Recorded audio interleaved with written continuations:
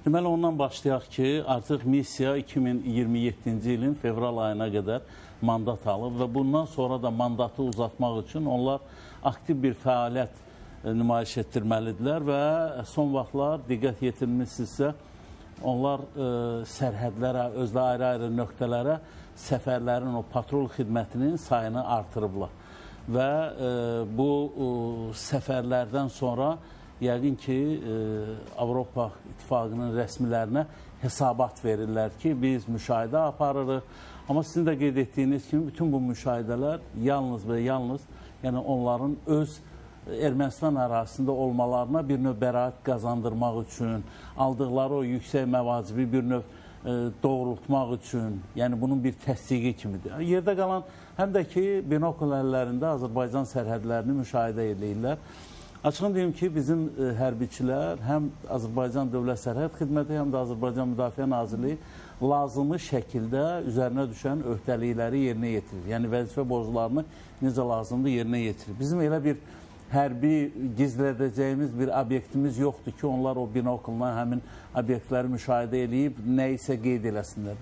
Yəni deyirsiniz, oradan binokulla baxmalarının bizim üçün bir narahatlığı, təhlükəsi yoxdur. Mən bir hərbiçi kimi. Hansı hərəkət etdiyimizi izləmirlərmi? Elə hərbiçi kimi soruşuram sizdən. Bəlkə biz bir tamaşaçı kimi, vətəndaş kimi çox da o prosesləri dərk eləmək iqtidarında deyilik, amma siz əraziləri təhlil edən bir şəxs kimi onların oradan binokulla baxması bizim üçün təhlükə yaradır ya yox? Mən burada zərrə qədər də narahatçılıq görmürəm. Yəni bir hərbiçi nöqteyi nəzərdən. Hər bir komandirin borcudur ki, ona tapşırılan missiyanı yetərincə yüksək səviyyədə yerinə yetirsin. Missiya da ondan ibarətdir ki, etibarlı şəkildə şəxsi heyətin təhlükəsizliyi qorunur, müşahidə daimi nəzarət həyata keçirilir və istənilən, yəni baxın, Dövlət Sərhəd Xidməti hər dəfə Müdafiə Nazirliyi ilə, yəni orada hətta avtomobilin nömrəsinə qədər, dövlət nömrə nişanına qədər biz onu qeyd etmək gücündəyik və şükürlər olsun ki, bu günləri bizim avadanlıqlar, hansılar ki, sərhəddə yerləşdirir, rahat şəkildə bizə imkan verir ki, hətta onların yerləşdiyi ərazilərdən də bir qədər də dərinliyi müşahidə eləyək və nə baş verdiyini biz nəzarət altında saxlayaq.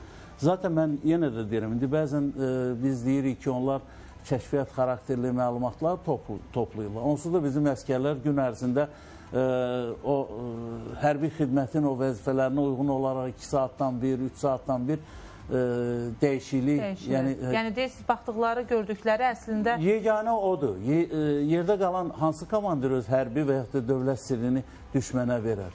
Biz zaten gün ərzində aydın məsələdir ki, orada Çin səddi yoxdur. Açıq, yəni ərazilərdə nəzərə alsaq ki, Ermənistanla Azərbaycan arasında artıq bəzi demarkasiya işləri həyata keçirilib, delimitasiya prosesi həyata keçirilib. Biz artıq sərhəd o dirəklərini bastırmışıq. Amma çox az bir hissədədir. Bilirəm, Çinər xanım. Amma yəni bizim hərbiçilər orada lazım olan işləri görürlər. O ki, qaldı onlar nə qədər, bilirsiniz, bir aktiv fəaliyyət nümayiş etdirirlər ki, baxın, biz də əlimizdə binokul hansısa proseslərə təsir etmək imkanından malik. Nəyə malikdirlər? Necə atəş açılırdı, həmin o Yerkrapa tərəfindən və yaxud da Ermənistanda olan o intizamsız hərbiçilər tərəfindən, elə də atəş açılır. Biz mütəmadi olaraq, elə ötən günlərdə yenə Azərbaycan Müdafiə Nazirinin məlumatını, yəni biz eşitdik ki, səhv eləmirəmsə, aprelin son günlərində idi. Yəni son 1-2 gündə sakitçilik idi.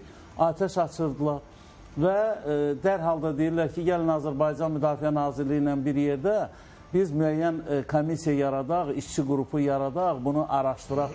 Yadınıza gəlir, hələ bizim ərazilər tam işğaldan azad edilməmişdi. Həmin o Yerkrapa bizim Dövlət Sərhəd Xidmətinin bir hərbi qulluqçunu, səhv eləmirəmsə, soyadı da indiyə kimi yadımdadır, Musayev idi soyadı.